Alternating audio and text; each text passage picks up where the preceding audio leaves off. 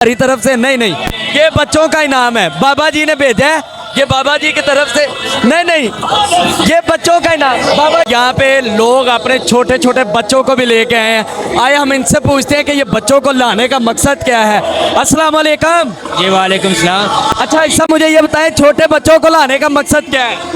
बस इनका जज्बा बढ़े, जज्बा जहाद इनका बढ़े, इनको लाने का जज्बा। आपने पानी की टैंकी भी लगाई है माशाल्लाह, नन्हे मुन्ने बच्चे भी लेके आए हैं।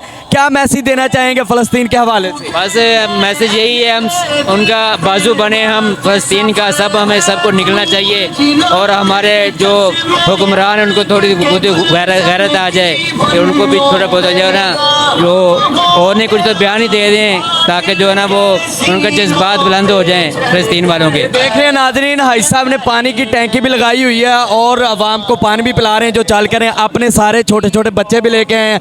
हाई साहब हम आपको इन बच्चों का इनाम देना चाह रहे हैं, ठीक है? तो ये आपने रखना है हमारी तरफ से नहीं, ये बच्चों का इनाम है, बाबा जी ने भेजा है, ये बाबा जी की तरफ से नहीं, ये बच्चों का इनाम बाबा